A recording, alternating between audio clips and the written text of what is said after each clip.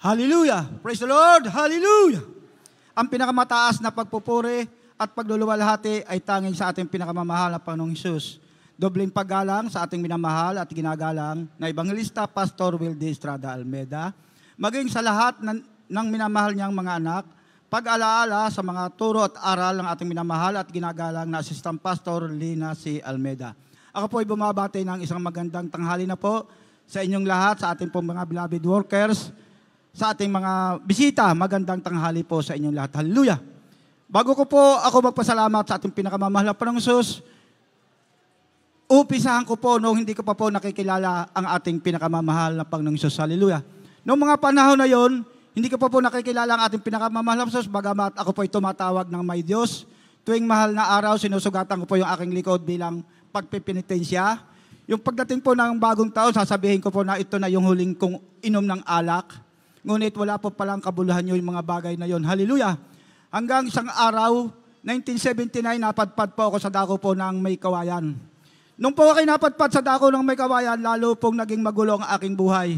Nagkaroon na po ako ng pamilya, 2 anak, nabarkada po ako sa isang sindikato na hindi ko po mawari kung paano po nangyari yon. Hallelujah!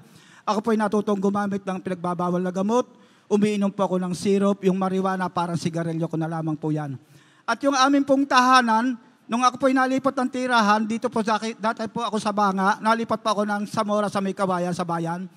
Ang akin naman pong bahay ay naging sugalan, kung hindi po sugalan ay inuman ng alak kung sino-sino po ang pumapasok sa aking bahay.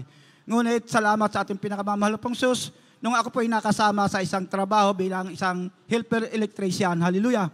Doon ko po nakita ang mga kasama ko po sa trabaho na sila po ay hindi po kumakain.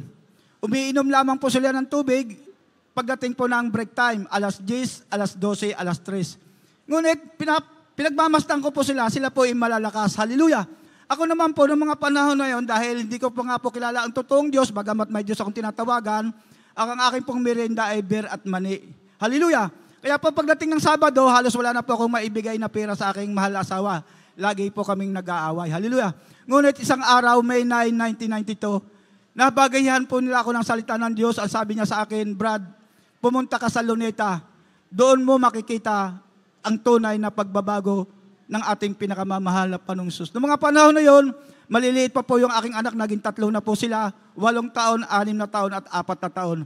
Ang alam po ng aking 3 anak at ang aking mahal asawa, kami po ay magliliwaliw sa Luneta. Ngunit sinadya po namin ang gawa, itong banal na gawain, noong po pala ay krusada ng ating pinakamamahal na Panginoong Hesus noong May 10, 1992. Magmula noon, hallelujah!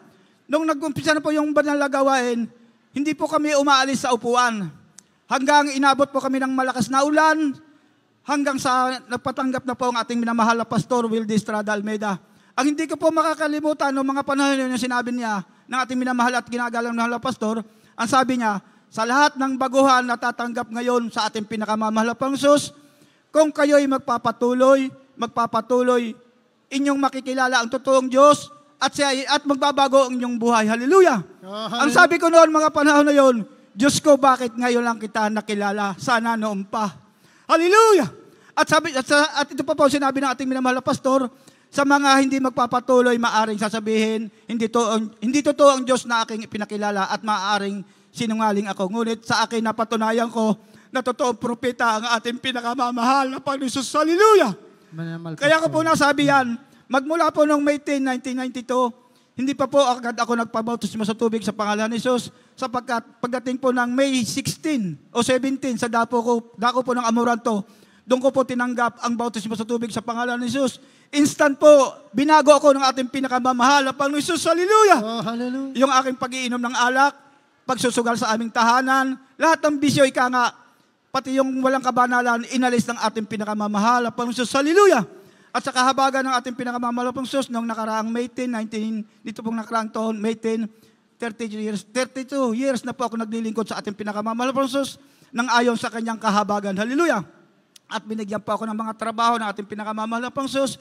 Dito pong nakaraang Pebrero at 13, mayroon po akong trabaho noon medyo malayo po sa akin. Hallelujah! Sa aming bahay. Nagkaroon po ako ng sakit karamdaman dahil ang nangyari po sa aking kalagayan, naging Sunday Christian na lang po ako. Hallelujah! Ayaw po pala ng mahal na Panginoon ang isang katulad ko ay magiging Sunday Christian. Hallelujah! Noong mga panahon na yon, grabe yung aking naramdaman. Halos hindi ako makatulog. Hindi ako makakain. Hallelujah! Grabing hirap ng aking naranasan.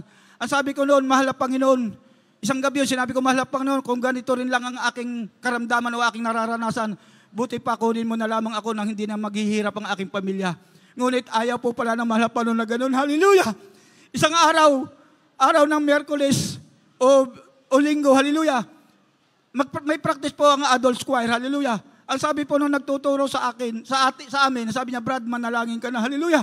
Nung sinabi pong ganun, paghawak ko po ng mic, grabe, hallelujah, grabing hibala ng ating pinakamamahal ng Panginoon. Yung aking nararamdaman na hindi ko mawari, parang ibinaksak lahat sa aking talampakan. Bigla kong naramdaman ang kalakasan. Nagmumula sa ating pinakamamahal na Panginoon, hallelujah. Magmula noon hanggang ngayon, okay, pinagaling na ng ating pinakamamahal na Panginoon. At pasasalamatan ko rin sa ating pinakamamahal na Panginoon, hallelujah. Yung aking mga sakit karamdaman na aking naranasan ng mga panahon na yun, nandun pa po tayo sa sulok, ganon din, hallelujah. Yung aking katawan, grabe. Halos tinubuan po ako ng aking buong katawan na kasing lalaki po yata ng munggo, pulang-pula yun. Pagka po nangati, pinawisan, sobrang kati, hallelujah. Nakadalawang litro na pong losyon ang aking nailagay, hindi pa rin po gumaling. Ngunit ako'y nag-ayuno 3 araw, hindi pa rin gumaling 3 araw, hindi pa rin gumaling 5 araw. Sa aking pag-ayuno, pinagaling na ako ng ating pinakamamahal na Panginoon, hallelujah. At maraming salamat din, mahal po, sa trabahong pinagkalubos sa akin sa mga oras na ito. Bagamat malapit po lang sa amin, hallelujah. Minsan wala po akong ginagawa. Ang sabi ko sa aking puriman, ako'y nahihiya dahil wala akong ginagawa. Ang sabi niya sa akin, Brad, huwag kang mahiya sa akin. Ito'y kaloob ng mahal po sa iyo. Basta pumasok ka lang pumasok, huwag kang umalis, hallelujah.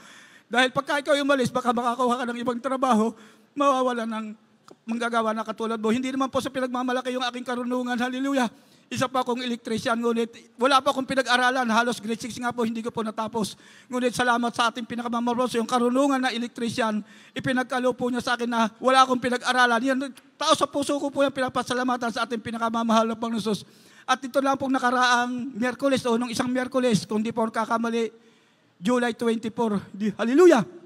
Napakabuti ng ating pinakamamahal na Panginoon. Alas 7 po ng umaga, halos wala pong ulan sa aming lugar.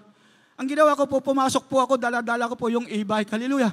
Ngunit pagdating sa taas, sa may Santo Niño, parang nararamdaman ko tuloy-tuloy yung ulan, bagamat hindi malakas.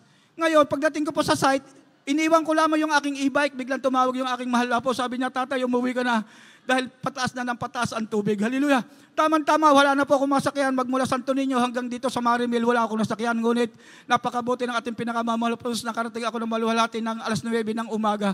Pagdating ng alas 9 ng umaga, ang tubig ipataas na ng pataas. Ang sabi ko sa aking mahal na asawa at aking mahal na po, pumunta kayo dyan sa may paanakan dahil amo ko yan. Ang sabihin mo, asawa ka ni Brother Carlos, dyan muna kayo tumigil. Hallelujah. Kasama ko naman po yung aking mahal na anak, sa si Wilson. Ang sabi niya, tatay, wag muna tayong bagamat na itaas na namin yung aming lahat na gamit. Alam ko, hindi maaabot ng tubig. Taka wala sa isip ko na tataas ng ganito, kataas ang tubig.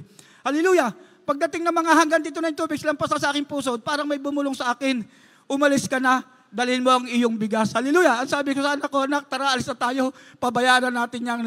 Lahat ng bagay na yan, pabayaran natin yan. Sapagkat aalis na tayo, baka mamaya matrap pa tayo sa loob. Madisgrasya pa tayo.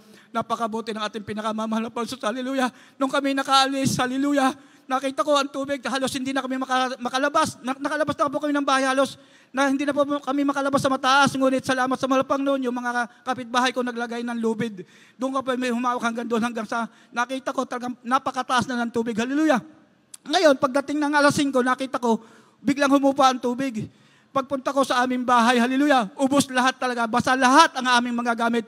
Ang naligtas lang namin, yung aming mga damit na gamit pagsamba dahil inihangir ko sa ganito, hallelujah. Yung aming mga damit na pagsamba, inihangir ko sa ganito, kaya yun lang po ang nakaligtas sa amin. Halos lahat po, lahat ng gamit.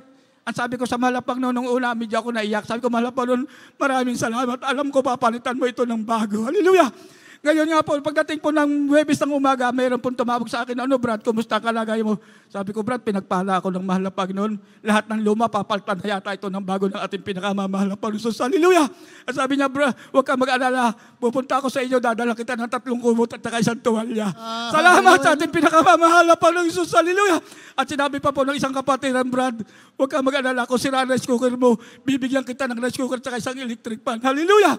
Napakabuti ng ating pinakamamahal na Panginoon. At Pinapasalamatan ko rin sa ating pinakamamahal na Diyos, yung ating minamahal na mga kapatiran na ginamit ng ating pinakamamahal na Diyos na nagkaloob sa akin nung nakaraang linggo ng pinansyal. Ang mahal na Panginoon po, magbalik sa inyo ng siksik-liglig sapagkat sa ganang akin wala po kung may babalik kundi panalangin lamang. At ako'y nagpapasalamat sa ating pinakamamahal na Diyos, kundi sa kanilang panalangin sa ating minamahal na pastura na turo at aral nila.